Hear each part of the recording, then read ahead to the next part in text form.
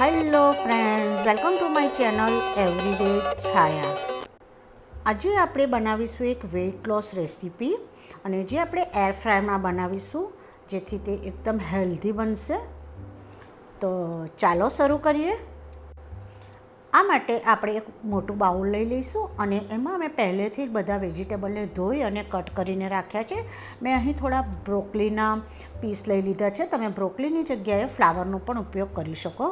મેં થોડા જે મોટા મોરા મરચાં આવે છે તેને પણ ઝીણા આવી રીતે મોટા કટ કરી લીધા છે. થોડા મેં એમાં કેપ્સિકમ કટ કર્યા છે. મારી પાસે થોડું યલો કેપ્સિકમ હતું તો તે પણ મેં ઉમેરી લીધું છે. આપણે એમાં થોડા કાંદાને પણ આવી રીતે છોલી અને ઉમેરી લઈશું. આમાં તમને જે ભાવતા હોય અને જે આપણા ઘરમાં અવેલેબલ હોય એવા વેજીટેબલનો તમે ઉપયોગ કરી શકો. અહીં મેં 100 ગ્રામ જેટલા પનીરને આવી રીતે સ્ક્વેર કટ કરી અને એ પણ ઉમેરી લીધા છે.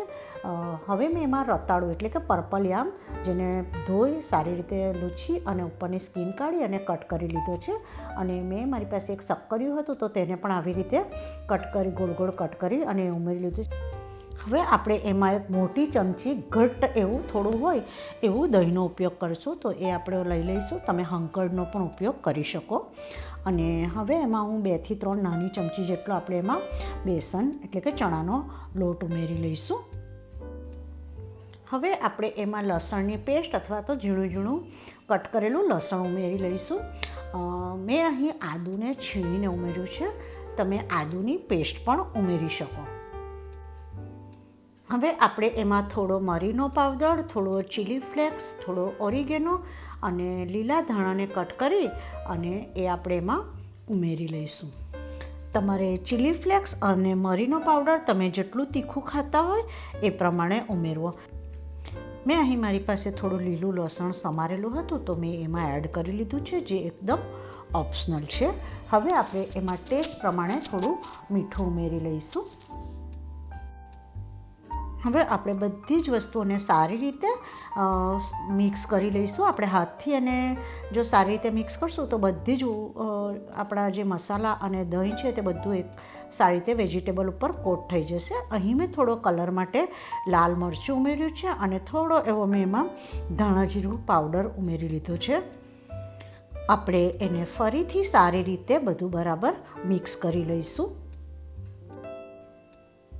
આપણે હવે એર ફ્રાયરની બાસ્કેટ લઈ લઈશું અને આ જે આપણે મિશ્રણ તૈયાર કર્યું છે મિક્સર, તેને એર ફ્રાયરની બાસ્કેટમાં ટ્રાન્સફર કરી લઈશું. આપણે થોડું એના પર ઓઇલ સ્પ્રેડ કરી દઈશું અને આપણે એર ફ્રાયરમાં એને મૂકી દઈશું. આપણે એર ફ્રાયરનું ટેમ્પરેચર સેટ કરી લઈશું. તો મેં અહીં એર ફ્રાયરનું ટેમ્પરેચર લગભગ 180 ડિગ્રી અને 15 મિનિટ માટેનું સેટ કર્યું છે.